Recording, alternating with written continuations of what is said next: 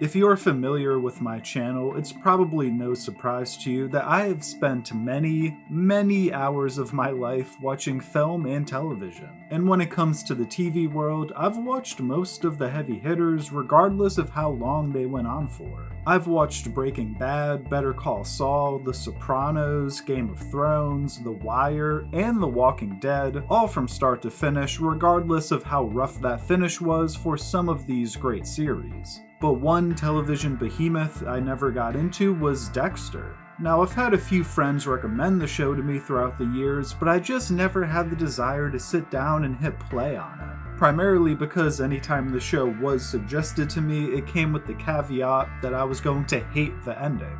But a few months ago, I was looking for a new series to binge after having completed a Better Call Saul rewatch, and no new shows were really grabbing my interest, so I decided to finally dive into the Dexter universe head first. And now that I've finished watching all 8 seasons of Dexter and Dexter New Blood, I certainly have some thoughts on it all. And I think the easiest way to go through my thoughts on the show is to take it season by season, and my god was the first season of Dexter so much better than I anticipated. The ice truck killer is probably my favorite antagonist, yes, even including the Trinity killer, and I think he was the perfect villain to kick things off with because of his personal ties to Dexter. As the search for the ice truck killer intensifies, we also get more and more pieces of Dexter's past that made him the way that he is. And I do think that the show is at its best when we're exploring the wildly fascinating and twisted mind of Dexter. And this season is really the only time where it feels like Dexter is the one being hunted by the lead antagonist, which makes it stand out from the rest of the series, as we genuinely don't know who the ice truck killer is until we're pretty deep into the season.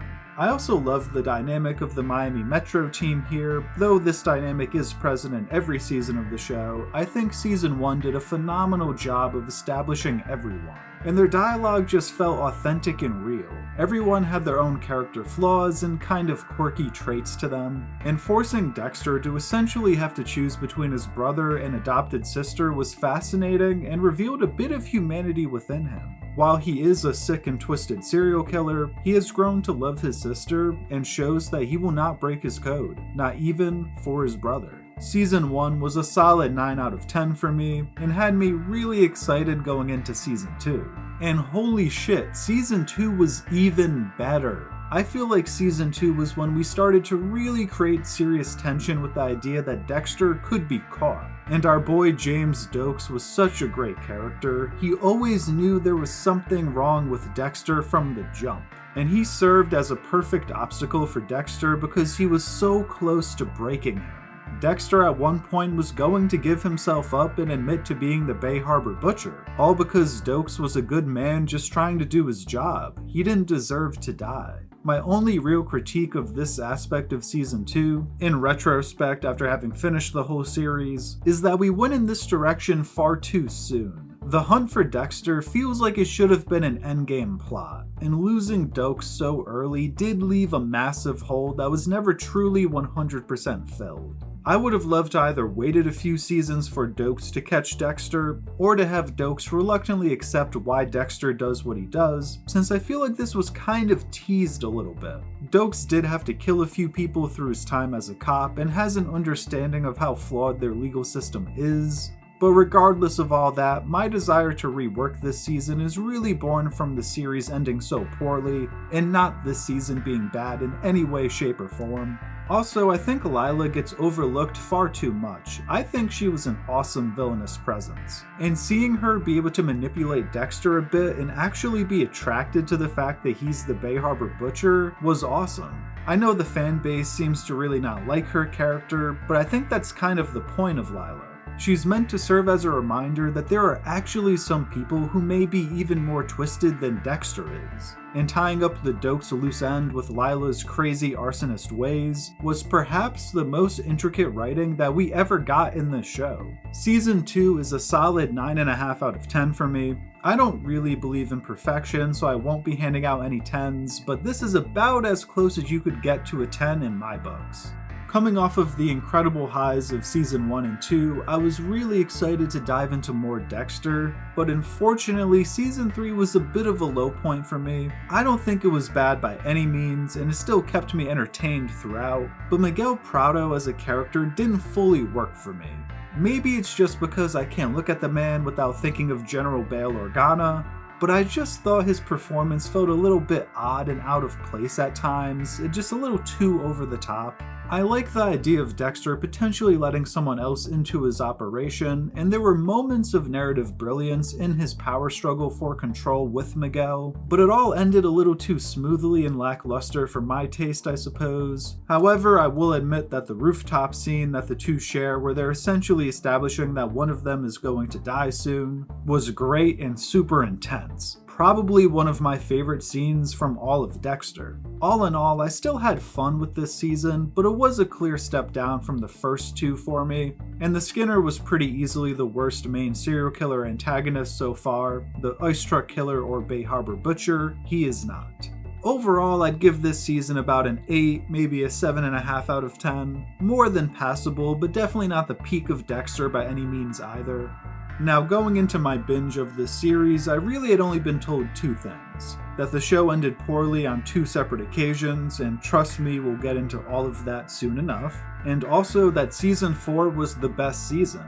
And after watching season 4, I completely understand why this 12-episode run was hyped up so much. The Trinity Killer is the most iconic antagonistic serial killer the show ever gave us, and I love how impactful he was on Dexter even long after his death. And as far as tension goes, this season had it in spades. I mean, just the fact that Dexter had so many opportunities to take out Arthur Mitchell, and didn't because he thought he could learn something from him, was truly fascinating to me. Because when you really think about it, these are the 2 most prolific American serial killers of all time, at least in terms of this show's lore. So the sort of Cold War between the 2 was peak Dexter, and the moment that Arthur found out Dexter's real name was super chilling.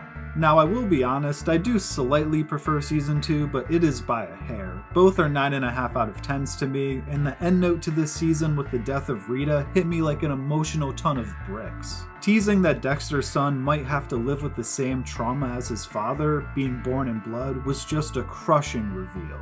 Season 5 was certainly a step down from season 4, but I thought it was still solid. Jordan was the lead antagonist here, a kind of mid-tier villain from the show in all honesty, but I think that speaks more to how good the other villains of the series were rather than how weak he was. I felt he was more than serviceable as a psychologically manipulative force, and Lumen was an interesting addition as well. I think the idea of teasing us with the potential of a love interest who could fully understand and accept Dexter was awesome, because as much as he may have thought he loved Rita, he never was going to be able to fully open up to her. And pulling the rug out from underneath Dexter with Lumen leaving him was the right call in my opinion. It really served as a brutal reinforcement that Dexter will never truly be able to share all of his life with someone and be accepted unconditionally.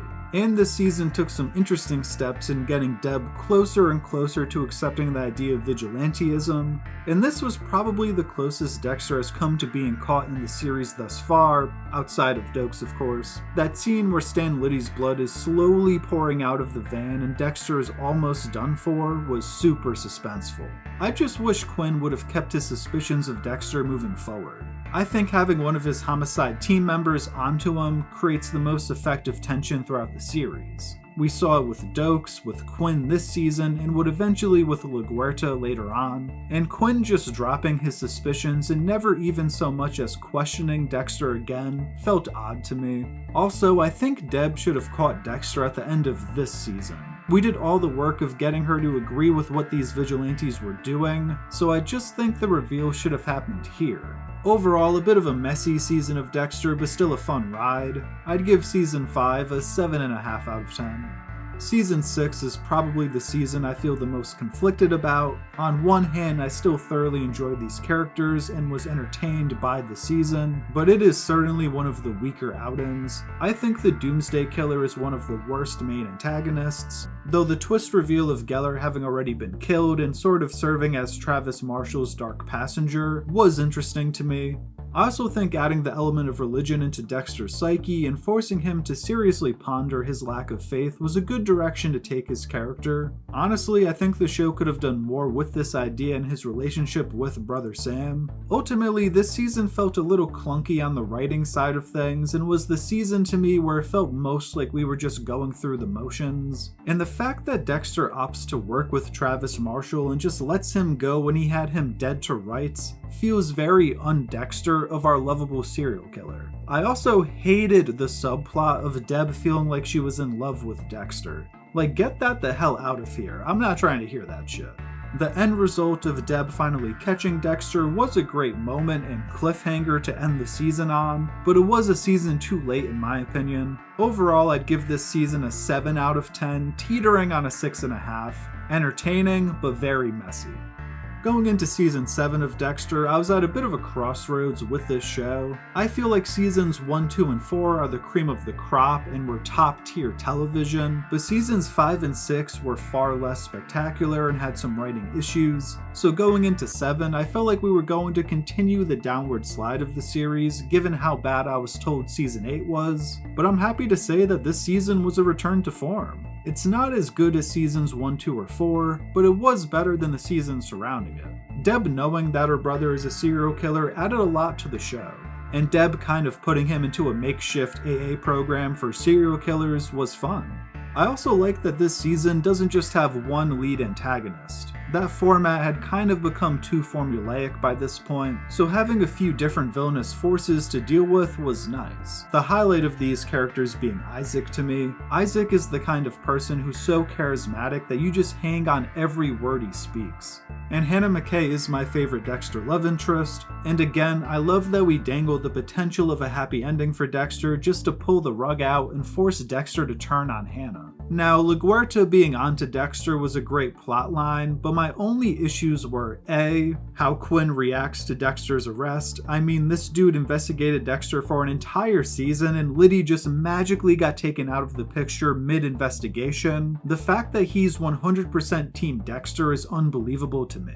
And B, Deb killing LaGuerta feels out of character. I think more than likely she would have simply left the scene and let Dexter do what he does. But these issues to the side, I enjoyed this season a lot, and it actually gave me some false hope for the final season. I'd rate season 7 an 8 out of 10. And then we got to season 8. And abysmal finale to the side, this was one of the worst seasons of television I've ever watched. Evelyn is a terrible character, and her inclusion into the story really minimalizes Harry's importance as a character in my opinion. Her son, the brain surgeon, was a bottom tier antagonist. He just never even remotely seemed like a threat to Dexter. And the fact that this wimp is the guy who took out Deb is fucking idiotic. Also, Dexter just kills Saxon in cold blood on camera, and Batista and Quinn just let it go, especially after LaGuerta accused Dexter of being a serial killer last season. And after fighting so hard to get his great escape with Hannah and Harrison, Dexter just decides he doesn't want that anymore. He's just going to go be a lumberjack instead. Ugh. I hate almost every aspect of this season, and I could rant about it for hours. But I'll just cut it off by saying it was even worse than I expected. I'd rate season 8 about a 3 out of 10. My feelings on Dexter New Blood are quite complicated because for 9 episodes it was fairly decent. I think the new setting really sets it apart from the rest of the show, and having Dexter in the cold was a nice change of pace. But yet again, we fucked up the ending. Dexter acts so out of character in the last 20 minutes or so of this season.